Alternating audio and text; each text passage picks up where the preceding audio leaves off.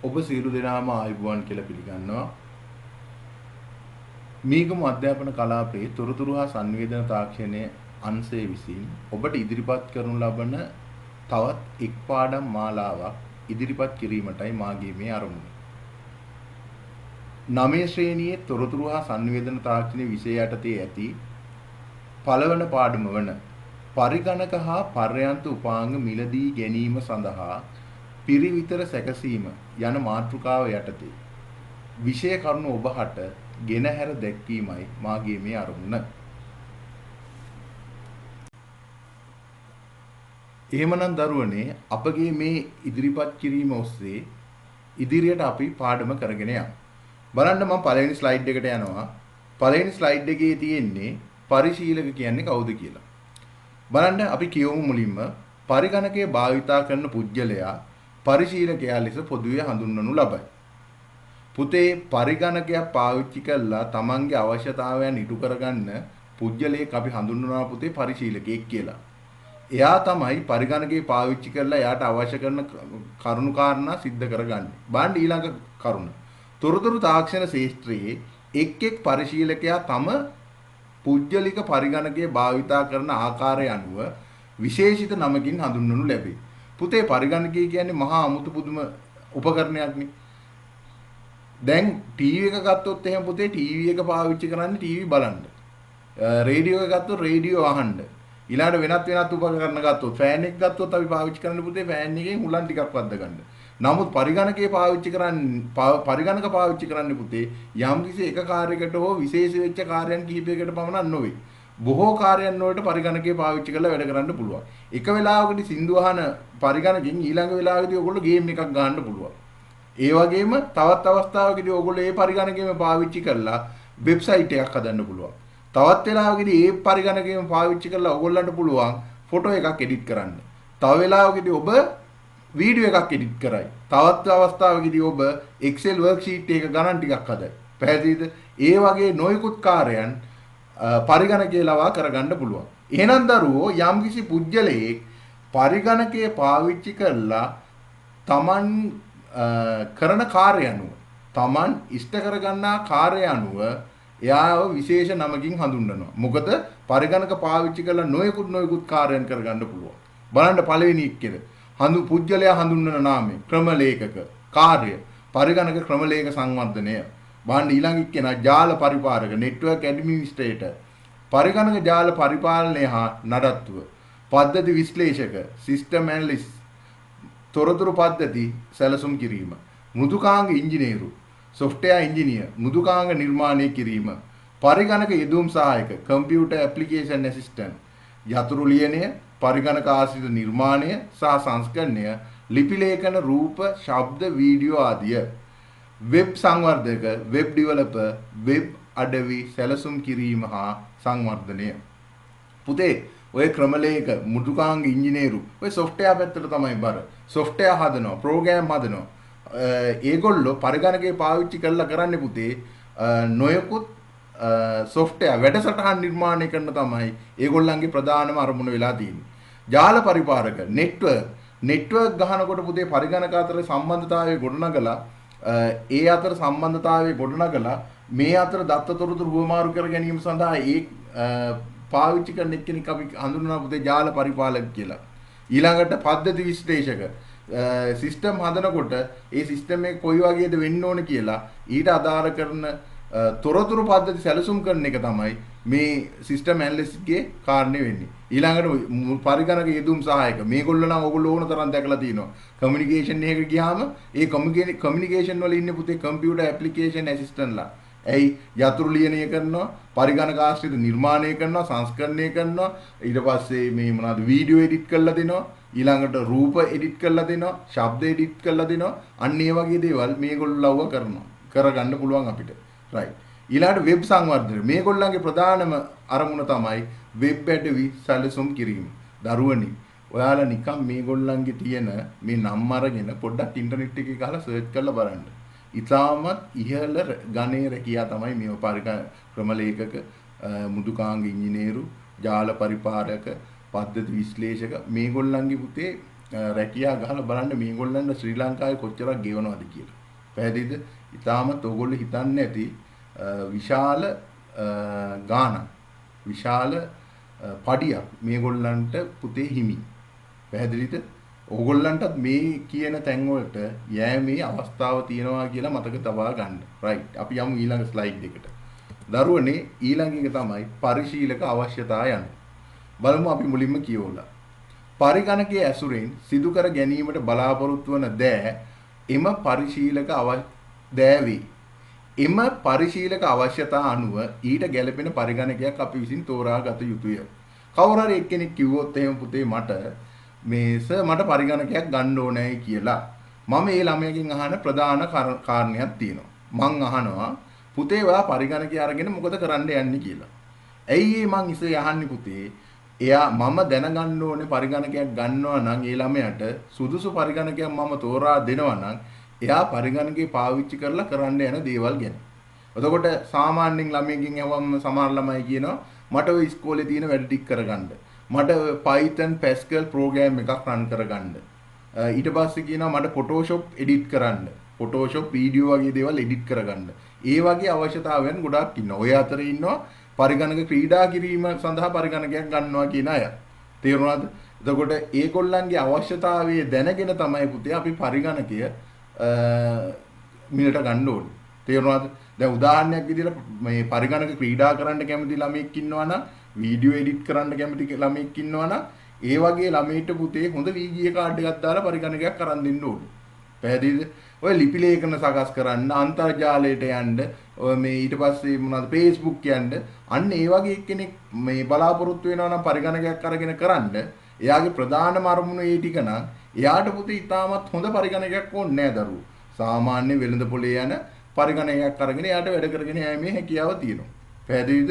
එතකොට ඒගොල්ලන්ගේ අවශ්‍යතාවය මත බලලා තමයි අපි පරිගණක ගන්න ඕනේ. මේ වාහන පරිශීලක අවශ්‍යතාවයන් තියෙනවා මේ පහත.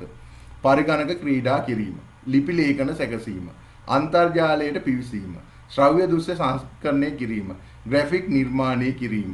හරිද? ඊට පස්සේ තව ලියන්න පුළුවන් ප්‍රෝග්‍රෑම් නිර්මාණය කරන වැඩසටහන් නිර්මාණය කිරීම. අන්න ඒ වගේ දේවලුත් දාන්න පුළුවන්. එතකොට තමන්ගේ අවශ්‍යතාවය අනුව ඒ අවශ්‍යතාවයන්ට සුදුසු ගැළපෙන පරිගණකයක් අපි අනිවාර්යයෙන්ම තෝරාගත යුතුයි. අපි යමු ඊළඟ ස්ලයිඩ් එකට.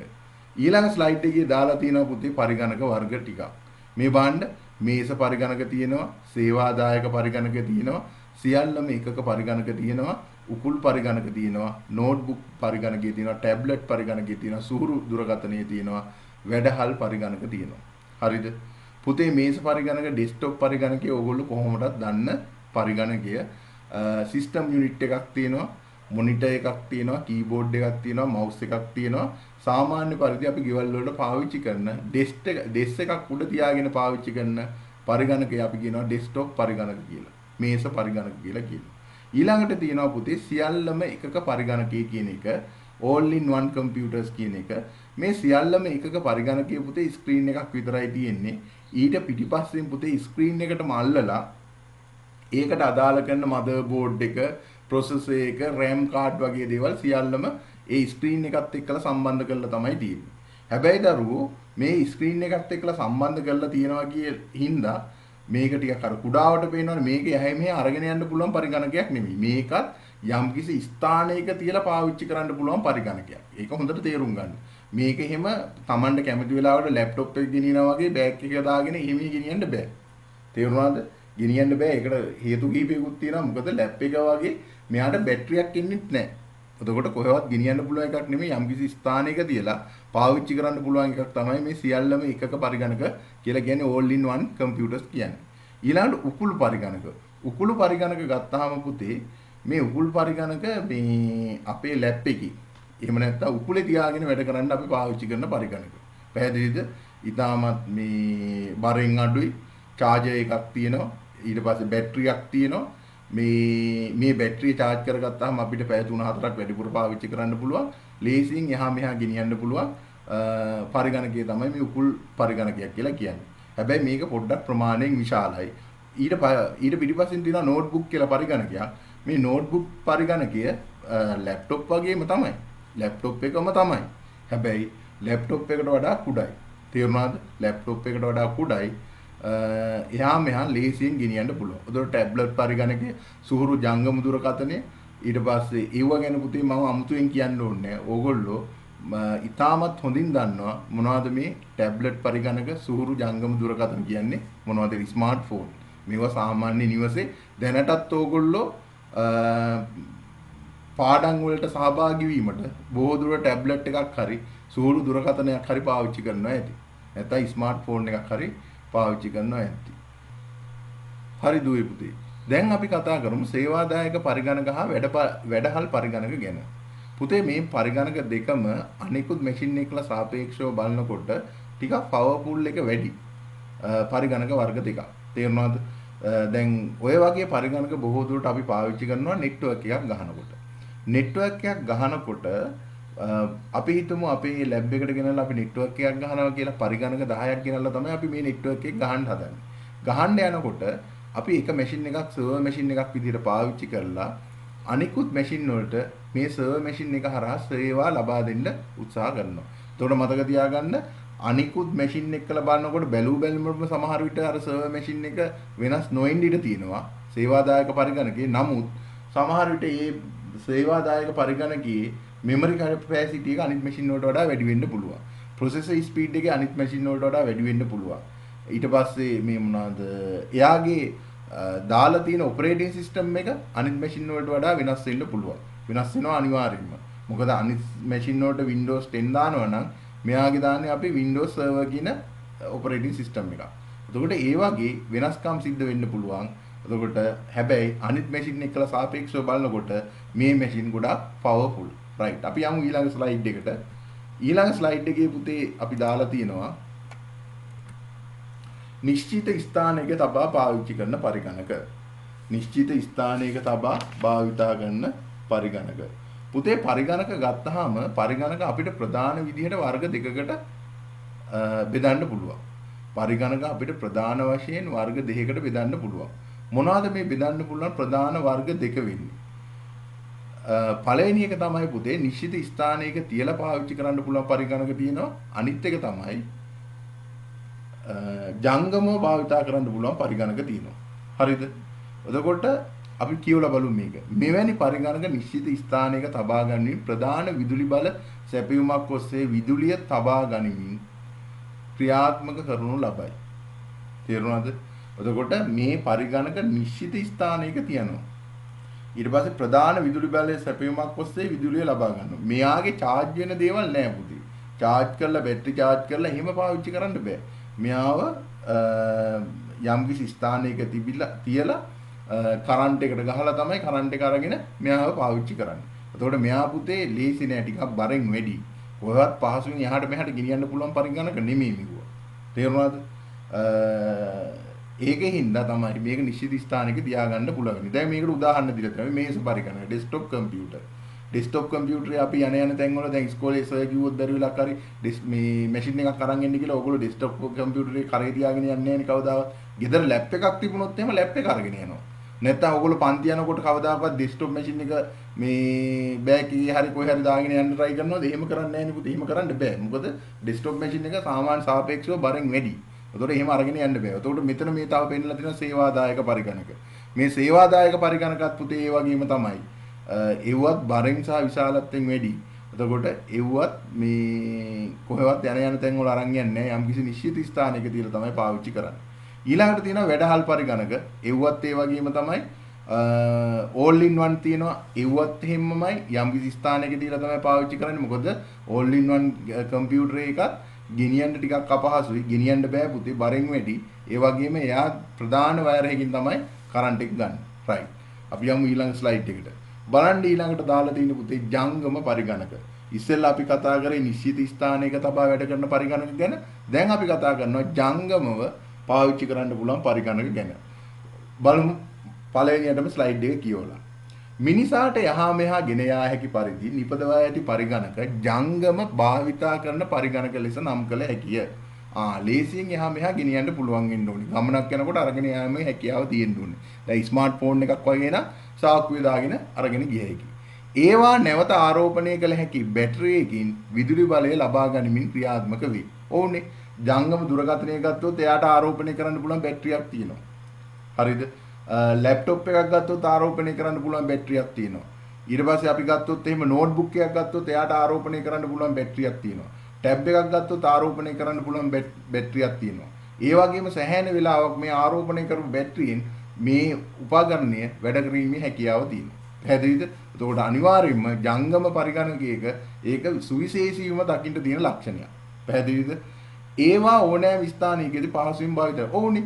මේ ජංගම ගෙනියන මෙවුවා මේ උපකරණ අපිට ඕනම ස්ථානයකදී පාවිච්චි කරන්න පුළුවන්. ඕනනම් බස් එකේ යනකොට කෝල් එකක් ගන්න බෑද පුළුවන්. කෝච්චිය යනකොට කෝල් එකක් ගන්න බෑද පුළුවන්. කෝච්චිය යනකොට ටැබ් එකේ මොන හරි YouTube එකේ හරි Facebook එකේ හරි ඉන්න අයට මොන හරි රික්වෙස්ට් එකක් දාන්න හරි ඒ තියෙන ලිපි ලේඛන බලන්න බෑද පුළුවන්. අපිට බෑද මේ මොන නෝට්බුක් එකක් අරන් යනවා නම් කෝච්චියේ ඉඳ ගන්න හම්බ වුණොත් එහෙම නෝට්බුක් එක ඕපන් කරගෙන ඊමේල් එකක් ආපු ඊමේල් අරවම බලන්න බෑද පුළුවන්. අන්න පුතේ ඕනෑම ස්ථානයකදී පහසුවෙන් පාවිච්චි කරන්න පුළුවන් ඔය ජංගම පාවිච්චි කරන පරිගණක. රයිට්. අපි යමු ඊළඟ එක. මෙන්න තියෙනවා ඒවට උදාහරණ දීලා උපුල් පරිගණකය, නෝට්බුක් පරිගණකය, ටැබ්ලට් පරිගණකය සහ සූරු ජංගම දුරකථන. පැහැදිලිද? මේවා ගැන මම ඉස්සෙල්ලා කිව්වා කතා කළා. අපි යමු ඊට පස්සේ සයිට් එකට.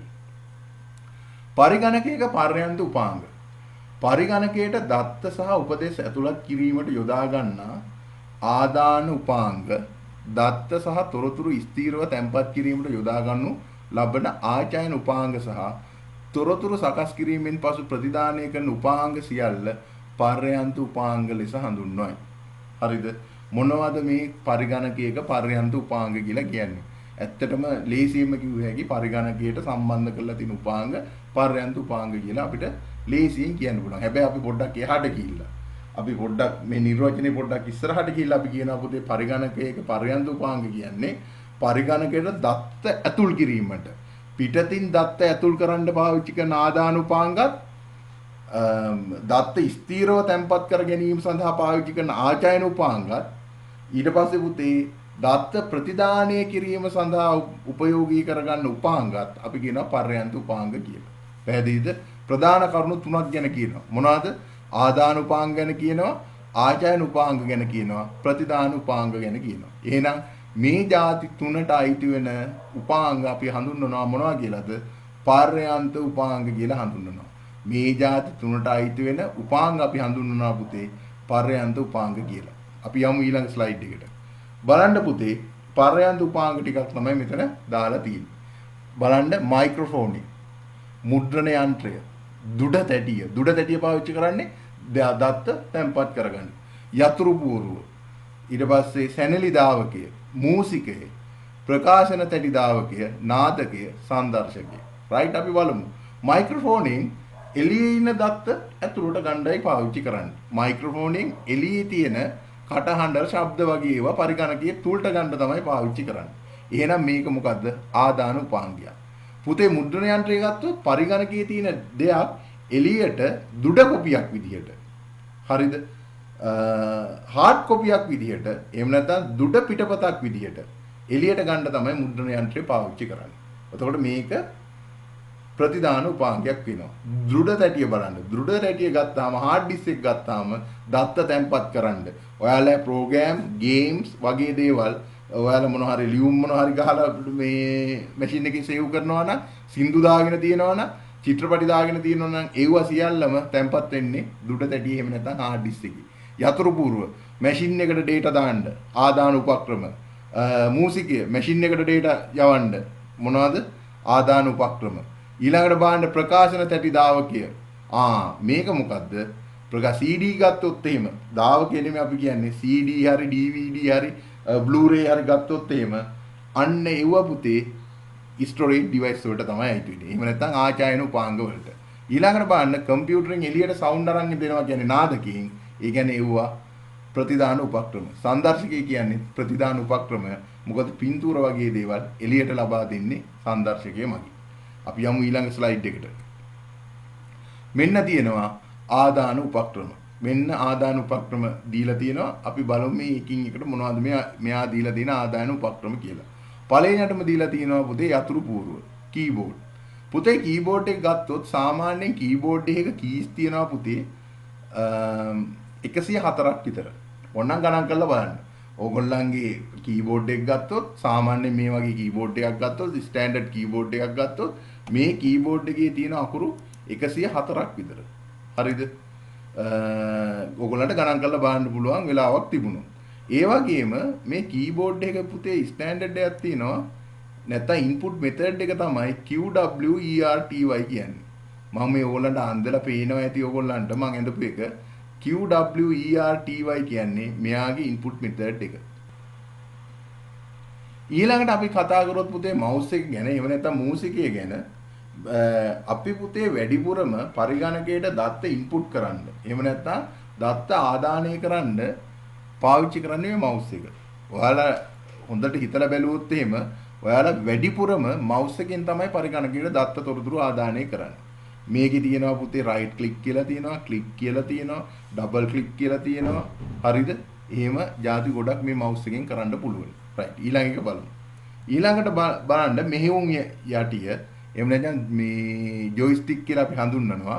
මේ ජොයිස්ටික් එක පාවිච්චි කරන්නේ පුතේ නොයෙකුත් ගේම් වගේ ඒවා සෙල්ලම් කරන්න. මේ පිළිබඳව ඕගොල්ලන්ට හොඳ අවබෝධයක් ඇති. ස්පර්ශක තිරය, ටච් ස්ක්‍රීන් එක. ටච් ස්ක්‍රීන් එක ගත්තාම පුතේ එයාගේ විශේෂ ලක්ෂණයක් තියෙනවා. ටච් ස්ක්‍රීන් එකට අපිට පුළුවන් දත්ත ඉන්පුට් කරන්නත් ඒ වගේම ටච් ස්ක්‍රීන් එකක් ගත්තාම මේ ටච් ස්ක්‍රීන් එකේ නොයෙකුත් data අපිට පේනවනේ. එතකොට මේක output devices එකක් විදිහටත් කටයුතු කරනවා. එතකොට ස්පර්ශක තිරය කියන එක input වගේම output devices එකක් ගණේටත් වැටෙනවා. ඊළඟට තියෙනවා පුතේ ආලෝක පෑන. ආලෝක පෑන පාවිච්චි කරන්නේ අපි නොයෙකුත් දේවල් පුතේ තිරේ ලියන්න ඕන වෙච්චාම ආලෝක පෑන පාවිච්චි කරනවා. මේක ඇත්තටම චුම්බක බලයක් ඇතුව චුම්බක ආරෝපණයක් ඇතුව තමයි මේ ආලෝක පෑනේ තිරේ ලිවීම සිද්ධ වෙන්නේ. වෙබ් කැමරාව තියෙනවා. වෙබ් කැමරාව ගත්තාම රූප වගේ දේවල් පරිගණකයට ආදානය කරන්න වෙච්චාම අපි මේ වෙබ් කැමරාව පාවිච්චි කරන විශේෂයෙන්ම අන්තර්ජාලය ඔස්සේ කාත් එක්ක හරි සාකච්ඡාවක් යනවා නම් කාත් එක්ක හරි සම්බන්ධතාවයක් ගොඩනගා ගන්නවා නම් කාත් එක්ක කෝල් එකක් ගන්නවා නම් අපිට පුළුවන් වෙබ් කැමරාවක් පාවිච්චි කරලා තමන්ගේ රූපෙත් එක්කලම එයත් එක්ක සාකච්ඡාව පවත්වාගෙන යන්න මෙහෙවාගෙන යන්න. ඊළඟට තියෙනවා පුතේ සුපරීක්ෂකය. එහෙම නැත්නම් ස්කැනර් එක. ස්කැනර් එකකින් අපි කරන්නේ දරුවෝ අපේ තියෙන රූප වීඩියෝ වගේ දේවල් අපේ තියෙන රූප පරිගණකයේ විදිහට ලබා දෙන එක තමයි මේ ස්කැනර් එකකින් අපි සිද්ධ කරන්නේ. රයිට්. ඊළඟ එකට අපි යමු. ප්‍රතිදාන උපක්‍රම. මේ බලන්න පුතේ පරිගණකයේ විසින් සකස් කරන දේවල් අපට ලබා දීමට කටයුතු කරන උපකරණයි. එහෙනම් පරිගණකයේ ප්‍රොසෙස් කරපු දේවල් අපිට එළියට ලබා දීම සඳහා තමයි මේ output devices යොදාගන්නේ. පරිගණක තිරය, මොනිටර් එක, ප්‍රොජෙක්ටර් එක, මුද්‍රණ යන්ත්‍රය, ශබ්ද ස්පීකර්ස්, හෙඩ්ෆෝන් වගේ දේවල් මේවට උදාහරණ විදිහට ගන්නවා. හරිද? පරිගණක තිරය ගැන කියන්න දෙයක් නැහැ. පරිගණක තිරය ගැන අපි ඉස්සරහට කතා කරනවා තවත් ගැඹුරින්. එතකොට අපි බලමු පරිගණක තිර පිළිබඳ තව පොඩ්ඩක් ගැඹුරට කතා කරන්න. ප්‍රොජෙක්ටර්ස් කියන එක ඔයගොල්ලෝ දන්නවා. මල්ටිමීඩියා ප්‍රොජෙක්ටර්ස් කියන එක තමයි මෙතන අදහස් කරලා තියෙන්නේ. බහුමාධ්‍ය ප්‍රක්ෂේපණ යන්ත්‍ර. මේ මෙතන එප්සන් කියලා මෙතන දාලා තිනවා මල්ටිමීඩියා ප්‍රොජෙක්ටර් එක. එතකොට මේක පාවිච්චි කරලා අපිට පුළුවන් තිරයකට ගහලා ඉස්සරහා ඉන්න ගොඩාක් පිරිසකට අදාළ කරන වීඩියෝ එකක් හරි ප්‍රසන්ටේෂන් එකක් හරි පෙන්වන්න. ඊළඟ මුද්‍රණ යන්ත්‍රය තියෙනවා. මුද්‍රණ යන්ත්‍රෙත් බාහිරට තමයි ලබා දෙන්නේ. එතකොට මුද්‍රණ යන්ත්‍රයේ මාර්ගයෙන් පුළුවන් හાર્ඩ් කොපියක් එහෙම නැත්නම් දෘಢ පිටපතක් එළියට ලබා ගන්න.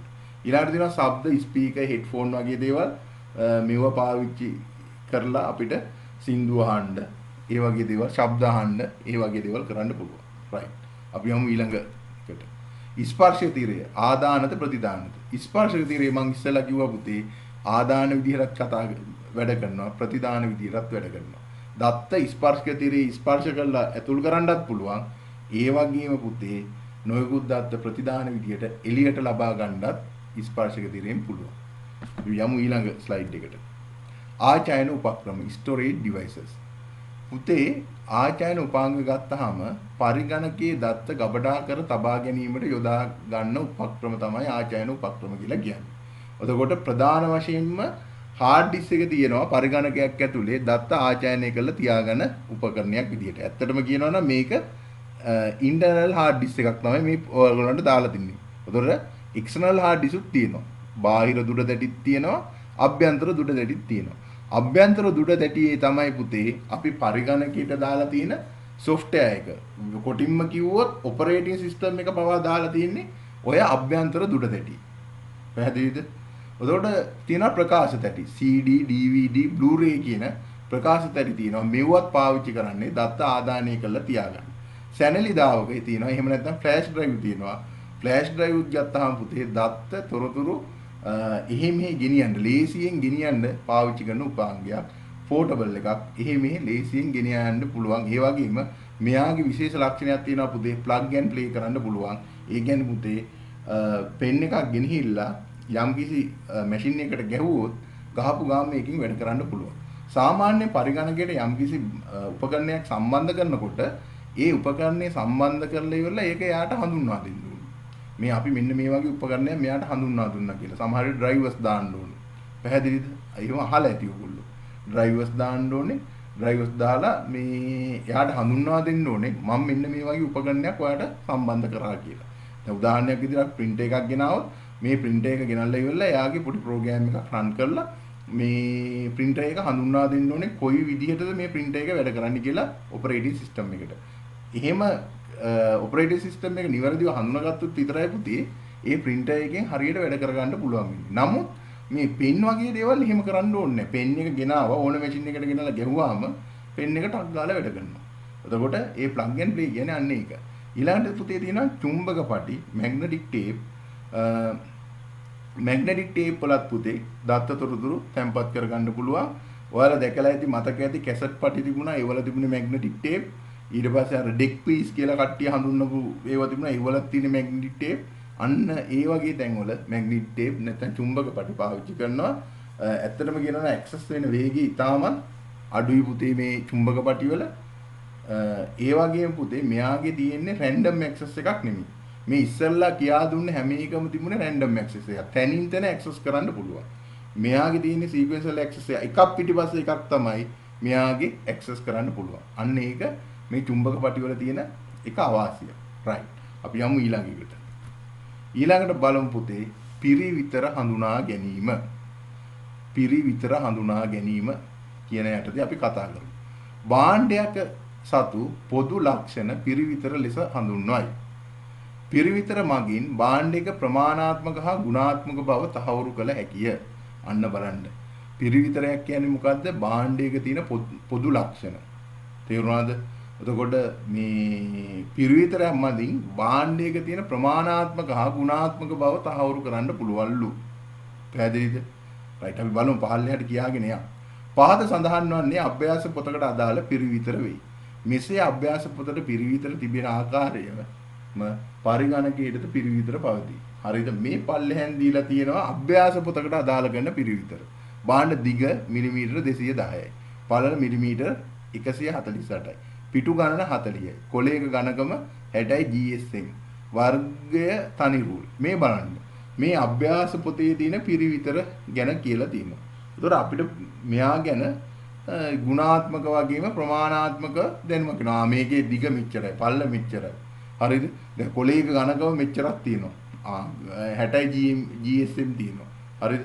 මේක 80යි GSM වුණා නම් එහෙම කොලේ ඝනකම පොත ගොඩක් කල් පාවිච්චි කරන්න පුළුවන්. අන්න ඒ වගේ ලක්ෂණ එනවා කියන්න පුළුවන්. එතකොට එහෙනම් පිරිවිතර හඳුනා ගන්නකොට මේ පොතක් වගේම පරිගණකයේ තියෙනවා පිරිවිතර. අපි ඒව ගැන දැන් ඉස්සරහට කතා කරමු පරිගණකයේ තියෙන පිරිවිතර ගැන. පුජ්‍යල අවශ්‍යතාව අනුව පිරිවිතර වෙනස් වීම. පුජ්‍යල අවශ්‍යතාවයේ අනුව පිරිවිතර වෙනස් කරන විට එයට සාපේක්ෂව මිලද වෙනස් වන බව පහත උදාහරණ මගින් පැහැදිලි වේ. හරිද? පුජ්‍යල අවශ්‍යතාවයන් මත පිරිවිතර වෙනස් වෙනකොට නිකන් හිතන්න ඕගොල්ලෝ කම්පියුටර් එකක් ගන්න යනවා. එක්කෙනෙක් ගන්නවා පුතේ සාමාන්‍යයෙන් ඉන්ටර්නෙට් යන්න පුළුවන් පොඩි කම්පියුටර් එකක්.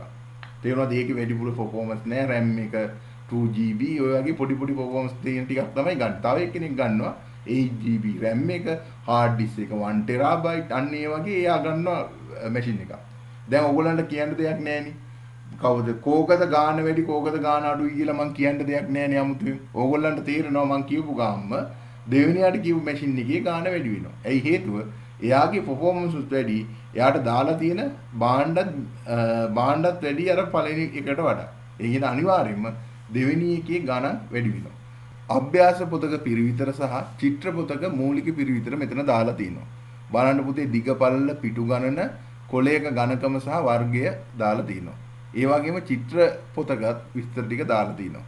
එතකොට පුතේ මේ පොත් දෙක එකම ගණන් නෙමෙයි. මේ පොත් දෙක බොහෝ දුරට ගණන් දෙකක්. බලන්න ඊළඟ එක ඒ ආකාරයට එක් එක් පුජ්‍යලයා පරිගණක යොදා ගන්නා කාර්ය අනුවද භාවිතා කළ යුතු පරිගණකයේ පිරිවිතර වෙනස් වෙයි. ඔව් මං කිව්වේ. එක එක්කෙනා පාවිච්චි කරන අවශ්‍යතාවය අනුව ඒගොල්ලෝ පරිගණකයක් මිලට ගන්නවා නම් එතකොට පරිගණකයේ පිරිවිතර එක එක්කෙනාගේ වෙනස් වෙනවා. මම ගන්න ගේම් ගහන්න. තව එක්කෙනෙක් ගන්න ඉන්ටර්නෙට් යන්න. තව එක්කෙනෙක් ගන්න මේ ලිපි ලේඛන කටයුතු කරන්න. එතකොට මේ කම්පියුටර් තුනට පාවිච්චි කරන පිරිවිතර එකින් එකට මොකද්ද වෙනස් වෙලා තියෙන්නේ. අපි යමු ඊළඟ එකට. පරිගණකය සහ ඒ පරයන්දු උපාංග වල මූලික පිරිවිතර. පරිගණකයේ අවශ්‍යතාවය මත පරිගණකයක් තෝරා ගැනීමේදී එහි පිරිවිතර සඳහා ඇතුළත් විය යුතු වැදගත් කොටස් කිහිපයක් දක්වා ඇත. බලන්න. සකසනය, දුඩතැටිය, සංදර්ශකය, ප්‍රධාන මතකය, ශ්‍රව්‍ය චිත්‍ර අනුහුරුකුරුව, ශබ්දපත, ස්ථාපිත මෘදුකාංග. එහෙනම් දරුවෝ මෙන්න පර්යන්ත උපාංග වල මූලික පිරිවිතර ටිකක් මෙතන දාලා තියෙනවා. පැහැදිලිද? එතකොට මෙව වගේ වෙනස් වීම මත පරිගණකයේ මිලද පුතේ උඩ පහළ යන්න පුළුවනි. තේරුණාද? රයිට් අපි යමු ඊළඟ එකට. ඊළඟට බලන්න සකසනය. පරිගණකයේ වැදගත්ම ඒකකයේ සකසනය වෙයි. ඔව්. පරිගණකයේ තියෙන වැදගත්ම කොටස තමයි සකසනය. අපි පරිගණකයේ තියෙන සකසනය අපි හඳුන්වන්නේ පුතේ පරිගණකයේ මොලේ විදිහට. මොලේ විදිහට තමයි හඳුන්වන්නේ. මොකද එච්චරම පුතේ පරිගණකයේ වැදගත්ම කොටස වෙන්නේ ඔය සකසනය. බලන්න දෙවෙනි ඡේදයේ සකසනයේ මගින් දත්ත සැකසීමේ කාර්ය වේගවත් සිදු කරනු ලබයි. මේ නිසා පරිගණකයේ මොලේ ලෙස සකසනයේ මධ්‍ය සැකසුම් මේකකයේ Central Processing Unit හඳුන්වනු ලබයි. right මම අර ඉස්සෙල්ලා කියපු කරුණ විතර කියලා තියෙනවා. බලන්න යටින් සකසන දෙකක් දාලා තියෙනවා. Core i5 කියන සකසනයක් දාලා තියෙන්නේ. එහා පැත්තේ අනිත් මේ මොනවාද ප්‍රොසෙසර් එකක් දාලා තින්නේ. බලන්න මේ ප්‍රොසෙසර් දෙක. ඊළඟට බලමු මේක. පරිගණකයේ කාර්ය සාධනය සකසනයේ වේගය මත රඳා පවතී. ඔව්. පරිගණකයේ කාර්ය සාධනය සකසනයේ වේගය මත තමයි රඳා පවතින්නේ.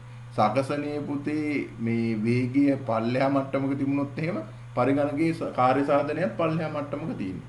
සකසනයේට පුළුවන් නම් වේගෙන් වැඩ කරන්න අන්න පරිගණකයේ කාර්යක්ෂමතාවය වැඩි. ඊළඟ එක බලමු.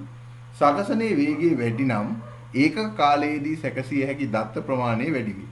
එනම් පරිගණකයේ කාර්ය සාධනය වැඩි වේ. ඉතින් අර ඉස්සෙල්ලා කියපු එකම තමයි මේ කියලා තියෙන්නේ. එයාගේ වේගය වැඩි නම් ඒකක කාලයකදී යාට කරන්න පුළුවන් වැඩ ප්‍රමාණය වැඩි. එතකොට සකසනේ මේ පරිගණකයේ කාර්ය සාධනය වැඩි වෙනවා. ඒක අහන්න දෙයක් නෙමෙයි. සකසනයක් තෝරා ගන්නා විට වැඩි වේගයක් සහිත සකසනයක් තෝරා ගැනීම වඩාත් යෝග්‍ය වේ. ඕ. සකසනයක් තෝරගන්නකොට පුතේ වැඩි වේගයක් තියෙන සකසනයක් තෝරගත්තොත් ඒක ගොඩක් හොඳයි. මොකද සකසනේ වේගය මත සමස්ත පරිගණක පද්ධතියම රඳා පවතින හින්දා හොඳ වේගවත් තියෙන සකසනයක් වගේම හොඳ සකසනයක් තෝරගන්න එක පරිගණකයේ ඉතාමත් හොඳ කාර්යයක් වෙනවා. හොඳ දෙයක් වෙනවා. හොඳින් වැඩ කරන්න පුළුවන් වෙනවා. කාර්ය සාධනය වැඩි වෙනවා. right. භාණ්ඩ වැදගත් කියලා දාලා තිනවා. පිරිවිතර මගින් භාණ්ඩයක ප්‍රමාණාත්මක හා ගුණාත්මක භාවය තහවුරු කළ හැකියි. ඔව්නේ. ඒක අපි කලිනුත් කතා කරා. right. බලන්න සකසන නිෂ්පාදන සමාගම්. පුතේ ලෝකේ ගත්තාම ගොඩාක් සකසන නිෂ්පාදන සමාගම් නැහැ. ඔන්න ඔය තුන තමයි ප්‍රධාන වශයෙන්ම සකසන නිෂ්පාදන සමාගම් වෙන්නේ. Apple ඉන්නවා, Intel ඉන්නවා, AMD ඉන්නවා. හරිද? ඔය කලින් ඉතින් ඔය Motorola, Cyrix, IBM වගේ ආයතනත් සකසන හැදුවා. දැන් වර්තමානයේ වෙනකොට මෙන්න මේ ආයතන තුන තමයි ප්‍රධාන වශයෙන්ම ලෝකයේ ලැප්ටොප් ඩෙස්ක්ටොප් වලට සකසන හදන්නේ. Apple එකයි, Intel එකයි, AMD එකයි. Apple ලා ගත්තොත් පුතේ Apple ලා වෙනම පාත් එකක යන අය. මොකද Apple ගත්තාම Apple ලාගේ තියෙන ඔය A11, A10 ඊට පස්සේ A6 අන්න ඒ වගේ ප්‍රොසෙස් තමයි ඒගොල්ලෝ හදන්නේ. ඒ ප්‍රොසෙසර් හදන ඒ ප්‍රොසෙසර් වල පුතේ ඔය අපි පාවිච්චි කරන Windows එහෙම රන් කරන්න බෑ. ඒගොල්ලන්ගේ රන් වෙන්නේ පුතේ Macintosh කියන operating system එක තමයි Apple ලගේ processor උඩ රන් වෙන්නේ. හැබැයි Intel සහ AMD processor ගත්තොත් ඒව වල ඔය Ubuntu, Kubuntu ඊට පස්සේ Windows 7, Windows 8, Isuru Linux වගේ operating system උත් රන් වෙනවා. එහෙම නැත්නම් මේ උන් පද්ධතිත් රන් වෙනවා. right. අපි යමු ඊළඟ එකට. බලන්න. සාමාන්‍ය සකසනයක් තුළ පවතින මධ්‍ය සැකසුම් ඒකක ප්‍රමාණය අනුව සකසනයේ වර්ගය තීරණය කළ හැකිය කියනවා. පුතේ මේ සකසනයක් ගත්තාම සකසනයේ ඇතුලේ මේ කෝස් කියලා જાතියක් තියෙනවා. හරිද? මේ කෝස් වලත් නොයෙකුත් දේවල් තියෙනවා ඇතුලේ. එතකොට මේ සකසනයක් ගත්තොත් ඒගොල්ලන්ගේ එක කෝ එකක් විතරක් තියෙනවා නම් අපි ඒක කියනවා සිංගල් කෝ එකක් කියලා. හරිද? සිංගල් කෝ එකක් කියලා අපි ඒක හඳුන්වනවා. ඒ වගේම අපි CPU එකක් ඇතුලේ processor එකක් ඇතුලේ කෝස් දෙකක් තියෙනවා නම් අපි ඒක හඳුන්වනවා මොකක් කියලාද? dual core එකක් කියලා අපි හඳුන්වනවා. ඊට පස්සේ quad core කියලා හඳුන්වනවා processor එකක් ඇතුලේ කෝස් හතරක් තියෙනවා නම්. පැහැදිලිද? ඔතකොට ඔය කෝස් ඇතුලේ පුතේ ALU CU කියන ඒවා තියෙනවා, register කියන ඒවා තියෙනවා. ඔතකොට ඒ වල 1ද 2ද 4ද තියෙන්නේ අනුව මේවා සිංගල් කෝද, ඩුවෙල් කෝද, ක්වාඩ් කෝද ඊට පස්සේ එනවා පුතේ මේ පළවෙනි එකේ 1යිනේ කෝස් තිබුණේ. අනිත් එකේ 2යිනේ 4යිනේ ආපහු 5යි ඉන්නේ. ආයෙ ඉන්නේ 8. ඊළඟට එන්නේ 16. අන්න ওই විදිහට තමයි සකසන වර්ග එන්න ඕනේ. right. ඊළඟට යන් අපි ඊළඟ මේකට. බලන්න පුතේ සකසනයේ මධ්‍ය සැකසුම් ඒකක ප්‍රමාණය වැඩි වන විට එහි කාර්ය සාධනය වැඩි වේ. ඒක හරිනේ. අනිවාර්යයෙන්ම සකසනයක් ඇතුලේ මධ්‍ය සැකසුම් ඒකක ප්‍රමාණය CPU ප්‍රමාණය වැඩි වෙන්න. ඒ කියන්නේ කෝස් ප්‍රමාණය වැඩි වෙන්න එයාගේ කාර්ය සාධනය වැඩි වෙනවා. නිදසුනක් ලෙස Intel සමාගම නිෂ්පාදනය කළ සකසන කිහිපයක් පහත දැක්කේ. මෙන්න Intel සමාගම විසින් නිෂ්පාදනය කරපු සකසන කිහිපයක්. සිංගල් කෝ එක ගත්තාම Pentium 1 2 3 4 ගත්තාම මෙයාගේ තියෙන එක කෝ එකක් විතරයි. ඩුවෙල් කෝ ගත්තාම පුතේ මෙයාගේ කෝස් දෙකක් තියෙනවා.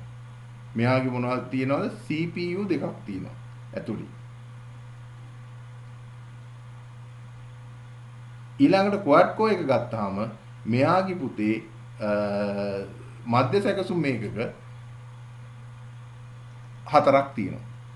එතකොට ඒවට උදාහරණ තමයි මේ දීලා තියෙන්නේ. i3, i5, i7, i9 කියන ඒවා තමයි දීලා තියෙන්නේ. හරිද පුතේ?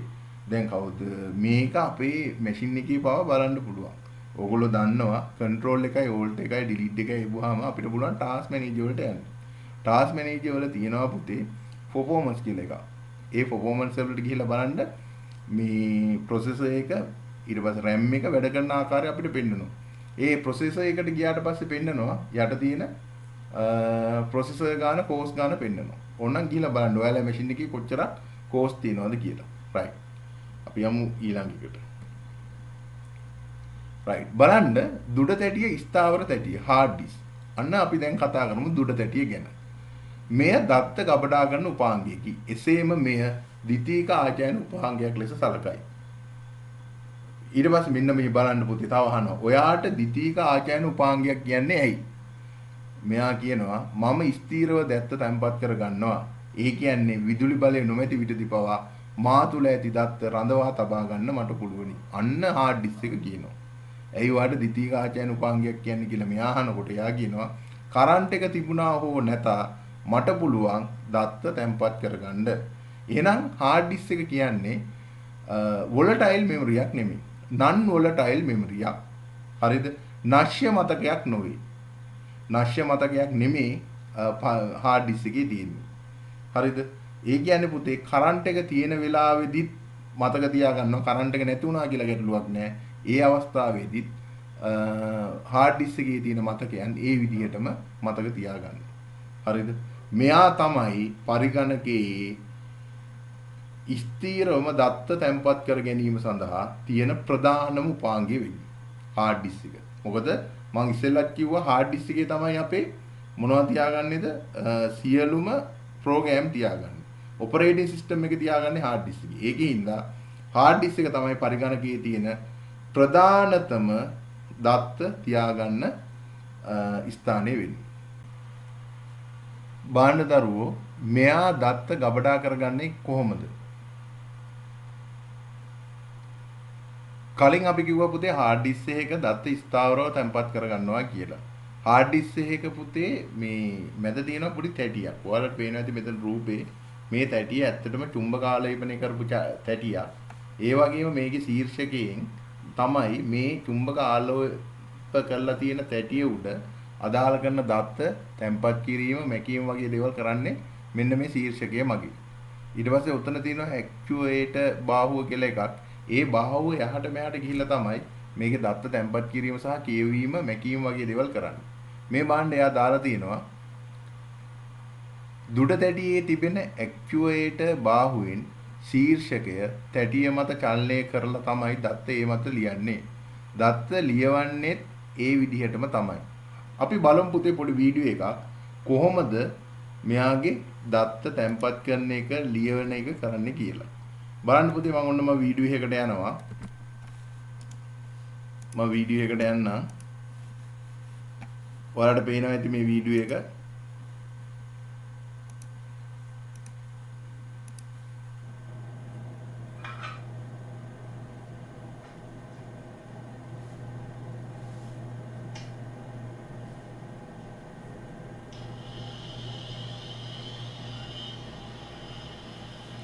ඔයාලට පේනවා ඇති පුතේ මේ තැටිය ඉතාමත් වේගයෙන් කැරකෙනවා. සාමාන්‍යයෙන් ওই තැටියක් පුතේ විනාඩියකට රවුම් 7200ක් විතර කැරකෙනවා.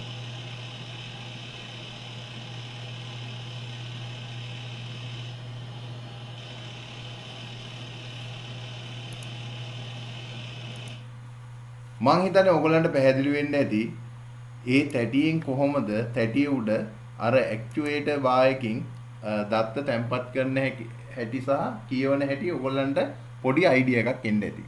බලන්න ඊළඟ එක. දත්ත ගබඩා ධාරිතාවේ ගණනය කිරීමට භාවිතා කරන ඒකක. පුතේ සාමාන්‍යයෙන් අපි මේ වේලාව මයින්නවා. වේලාව මයින්න්න පුළුවන් තත්පර වලින්, විනාඩි වලින්, පැය වලින්, සති වලින්, දවස් වලින් ඒ විදිහට වේලාව මයින්නවා. ඒ වගේම පුතේ අපි දිග සෙන්ටිමීටර්, මිලිමීටර්, කිලෝමීටර් වගේ දේවල් වලින් මයින්නවා. බර ග්‍රෑම්, කිලෝග්‍රෑම් වලින් මයින්නවා. මිලිග්‍රෑම් වලින් මයින්නවා. ඒ වගේම පුතේ අපි දත්ත ගබඩා ධාරිතාවයත් ගණනය කරනවා. ඒ ගණනය කරන්නේ පුතේ bit, byte, kilobyte, megabyte, terabyte, petabyte කියන වලින් තමයි දත්ත ධාරිතාවය මයින්නේ. එතකොට බලන්න මෙතන හાર્ඩ් ඩිස්ක් කීපයක් දාලා තියෙනවා. මේ හાર્ඩ් ඩිස්ක් වලින් ගිගාබයිට් 500 හાર્ඩ් ඩිස්ක් එක තමයි මේ උඩින්ම තියෙන්නේ.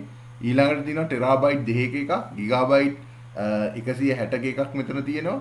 මේ ටෙරාබයිට් එකක් තියෙනවා. මෙතන ඇත්තටම ගත්තොත් එහෙම මෙතන පුතේ වැඩිම ධාරිතාවයක් තියෙන මේ ටෙරාබයිට් 2කේ හાર્ඩ් ඩිස්ක් එකේ. පැහැදිලිද? ටෙරාබයිට් 2කේ හાર્ඩ් ඩිස්ක් එකේ තමයි වැඩිම ධාරිතාවයක් තියෙන්නේ. මේ තියෙන ටෙරාබයිට් තමයි කෙරෝලෙම තියෙන්නේ. මෙතන ගිගාබයිට් දාලා නැහැ. රයිට්. මෙන්න මෙහෙමයි. සාමාන්‍යයෙන් බිට් 8ක් තමයි බයිට් එකක් කියලා කියන්නේ. බයිට් 1024ක් කිලෝබයිට් එකක් විදිහටත්, කිලෝබයිට් 1024ක් මෙගාබයිට් එකක් විදිහටත්, මෙගාබයිට් 1024ක් ගිගාබයිට් එකක් විදිහටත්, ගිගාබයිට් 1024ක් ටෙරාබයිට් එකක් විදිහටත්, ටෙරාබයිට් 1024ක් පෙටාබයිට් එකක් විදිහට හඳුන්වනවා. හරිද?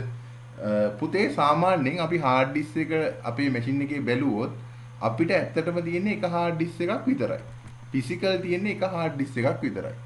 ඒ වුණාට පුතේ දිස් කම්පියුටර් මත ඩබල් ක්ලික් කරලා නැත්නම් දිස් PC මත ඩබල් ක්ලික් කරලා පුතේ හાર્ඩ් ඩිස්ක් එක බලන්න ගියොත් අපිට සමහර විට හાર્ඩ් ඩිස්ක් තුනක් පේන්නන්න ඉඩ තියෙනවා. 3 2 ඊට පස්සේ 1 4 ඒ විදිහට පෙන්වන්න පුළුවන්. මොකද මේකට හේතුව? ඇත්තටම ගත්තොත් පුතේ අපේ මැෂින් එක ගලවලා දැන් මගේ මේ මැෂින් එක ගලවලා බැලුවත් මේ මැෂින් එකේ තියෙන එක හાર્ඩ් ඩිස්ක් එකක් විතරයි. ෆිසිකල් තියෙන්නේ එක හાર્ඩ් ඩිස්ක් එකක් විතරයි. භෞතිකව මට පෙන්වන්න පුළුවන් එක හાર્ඩ් ඩිස්ක් එකක් විතරයි. හැබැයි ඔපරේටිව් සිස්ටම් එක හරහා ගිහිල්ලා මැෂින් එක ඇතුලෙන් බැලුවොත් දිස් PC ඩබල් ක්ලික් කරලා බැලුවොත් එහෙම පුතේ මගේ මැෂින් එකේ හાર્ඩ් ඩිස්ක් තුනක් තියෙනවා. හරිද? එහෙම තියෙන හાર્ඩ් ඩිස්ක් වලට අපි කියනවා පුතේ ලොජිකල් හાર્ඩ් ඩිස්ක් කියලා. එහෙම නැත්නම් තාර්කික දුඩ දැටි කියලා අපි හඳුන්වනවා. ඇයි එහෙම හඳුන්වන්නේ? එහෙම හඳුන්වන්න හේතුව තමයි පුතේ එක හાર્ඩ් ඩිස්ක් එකක් තිබුණාට පුතේ හાર્ඩ් ඩිස්ක් තුනකට මෙයාව අපි කල්ලා තිනවා. සාමාන්‍ය මැෂින් එකක් ෆෝමැට් කරනකොට දැන් නම් ෆෝමැට් කරාට පස්සේ උනත් කරන්න පුළුවන්. ෆෝමැට් කරලා අදාළ කරන ඔපරේටින් සිස්ටම් එක දානකොට අපිට පුළුවන් hard disk එක කෑලි කිහිපයකට කඩන්න. පැහැදිලිද? එහෙම නැත්නම් කල්ලා තියෙන මේ ෆෝමැට් කරලා අදාළ කරන ඔපරේටින් සිස්ටම් එක දැම්මට පස්සේ අපිට පුළුවන් Windows 10 වල Windows 8 වල වගේ තියෙන ඉතුරු වෙලා තියෙන hard disk එක කෑලි වලට කල්ලා වෙන් කරා. ඇයි එහෙම කරන්නේ? එහෙම කරන්න හේතු තියෙනවා. එහෙම කරන්න හේතු තමයි වෛරස් වල ගැටලුවක් ආවොත් බොහෝ දුරට C1කට තමයි ප්‍රශ්නේ වෙන්නේ.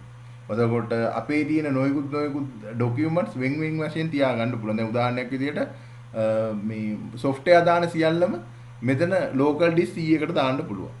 ඒ වගේම පුතේ මගේ ડોකියුමන්ට්. ඒ කියන්නේ උදාහරණයක් විදිහට මම trip ගිහලා ගත්ත photos. අන්න ඒ වගේව දාන්න පුළුවන් E1කට.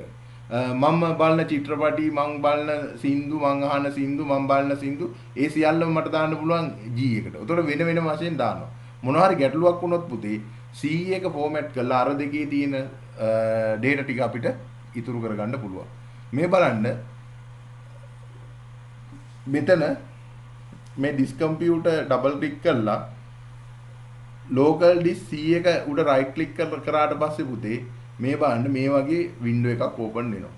මේකේ දාලා තියෙනවා use space එක තමයි මේ නිල් පාටට දාලා තියෙන්නේ, free space එක තමයි මේ රෝස පාටට වගේ දාලා තියෙන්නේ. පැහැදිලිද? right. ඕගොල්ලෝ මැෂින් එකේ කරලා බලන්න. ඊළඟ එකට ගියාම මිලදී ගැනීමේදී දුඩ තැටි සම්බන්ධව සලකා බැලිය යුතු පිරිවිතර මෙතන දාලා තියෙනවා. ආයතන දාර්ථතාවය, මිල ගණන් සහ වගකීම. ඇත්තටම පුතේ hard disk එකක් මිලට ගන්නකොට අපි ඕව ගැන සැලකිලිමත් වෙන්න ඕනේ. කොච්චර ධාරිතාවයක් තියෙනවද? 1 TB ද, GB 500ද, GB 250ද? අන්න ධාරිතාවය ගැන සැලකිලිමත් වෙන්න ඕනේ. ඊළඟට මිල ගණන්. කොච්චරක් යනවා? රුපියල් 10000යිද, 15000යිද, 12000යිද? අන්න අදාළ. වගකීම. අවුරුද්දක වගකීමක් හම්බ වෙනවද? අවුරුදු දෙකක වගකීමක් හම්බ වෙනවද? අන්න ඒ විදිහට මේවා ගැන සැලකිලිමත් වෙන්න ඕනේ. සැලකිලිමත් වෙලා තමයි අපිට අදාළ කරන ගැළපෙනම hard disk එක මිලට ගන්න ඕනේ. right. බලන්න ඊළඟ එක. ඊළඟට පුතේ මම දාලා තියෙනවා අපේ පළවෙනි පාඩමට අදාළ කරන ක්‍රියාකාරකම් 1.1 එක. බලන්න දී ඇති පද අතුරින් සුදුසුම පද භාවිතා කර හිස්තැන් පුරවන්න කියලා කියනවා. නිවසේදී හෝ කාර්යාලයේදී හෝ නිශ්චිත ස්ථානයක සිට භාවිතා කිරීමට යොදා ගැනීම. නිවසේ හරි කාර්යාලයේ හරි නිශ්චිත ස්ථානයක ඉඳලා පාවිච්චි කරන්න යොදා ගන්න. මොකද්ද පුතේ මේකට හොඳම උදාහරණය වෙන්නේ? මේස පරිගණකය. මේස පරිගණකය තමයි මේකට හොඳම උත්තරේ වෙන්නේ. එහෙනම් මේකට උත්තර අංක 2 එන්නේ. එහෙනම් අපි මෙතන ලියන්න ඕනේ මේස පරිගණකය යොදා ගැනීම. පරිගණක ජාලයට අවශ්‍ය සේවා ලබා දීමට භාවිත කර. අයියෝ මොකද්ද? මේකට උත්තරේ තමයි සේවාදායක පරිගණකය. සේවාදායක පරිගණක තමයි අපි පාවිච්චි කරන්නේ. පරිගණක ජාලයකට අවශ්‍ය කරන සේවා සපයන්න. ඊළඟට බලන්න ඊළඟ එක ජංගම භාවිතා කළ හැකි සාපේක්ෂව විශාල පරිගණක තිරයක් සහිත පරිගණකය වෙයි. ජංගමව පාවිච්චි කරන්න පුළුවන්ලු. යනකොට එහෙ මෙහෙ අරගෙන යන්න පුළුවන්ලු. සාපේක්ෂව ටිකක් ලොකු තිරයක් තියෙනවලු. රයිට්. මේකට හොඳම පරිගණකය මොකද්ද? මේකට සුදුසුම කියලා මට හිතෙන්නේ නම් දරුවෝ උකුළු පරිගණකය. උකුළු පරිගණකය වෙයි. මොකද උකුළු පරිගණකයේ සාපේක්ෂව විශාලයි. තිරයකුත් තියෙනවා. ලොකු තිරයකුත් තියෙනවා. සිසුන්ට ලේඛන කියවීමට, තැන්පත් කිරීමට සහ විද්‍යුත් ශබ්දකෝෂය පරිහරණය පහසු කිරීමට අන්තර්ජාලයේ හරහා සංවේදන කටයුතු වලට ජංගම භාවිතා කර හැකි පරිගණකයේ වන්නේ 1 සහ 2 කියලා දාලා තිනවා. එකක් තමයි පුතේ ටැබ්ලට් පරිගණකය පාවිච්චි කරන්න පුළුවන්. අනිත් එක තමයි සුහුරු ජංගම දුරකථනය පාවිච්චි කරන්න පුළුවන්. ටැබ්ලට් පරිගණකය සහ සුහුරු ජංගම දුරකථනය.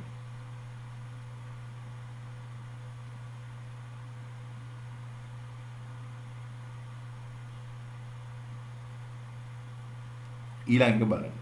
එහා මෙහා ගෙන යාමට අසීරු අඩු ඉඩ කඩ භාවිතා කළ හැකි පර්යන්ත උපාංග රැසක් සංදර්ශකයට සවි කර ඇත්තේ. මොකද පුතේ සියල්ලම ඒකක පරිගණක. සියල්ලම එකක පරිගණක. all in one කියන පරිගණක. එහෙනම් දරුවනේ මම අදට නවතිනවා. මේ ස්ලයිඩ් එකකින් පෙන්නන්නේ මේ කර්තව්‍ය පිටිපස්සේ හිටපු අනෙකුත් ගුරු මහත්මයින් සහ ගුරු මහත්වරුන් පිරිස. ඒගොල්ලන්වත් මම මේ අවස්ථාවේදී මතක් කරමින් මම අදට සමුගන්නවා. 9 වසර පළවෙනි පාඩමේ පළවෙනි කොටස තමයි මෙතනින් අපි අවසන් කරේ. නැවතත් මේ වගේම දවසක 9 වෙනි පාඩමේ 9 වෙනි වසරේ පළවෙනි පාඩමේ 2 වෙනි කොටසින් අපි නැවත හමු වෙමු. එතෙක් ඔබ සියලු දෙනාටම පුතේ ආයුබෝවන් බුදු සරණයි.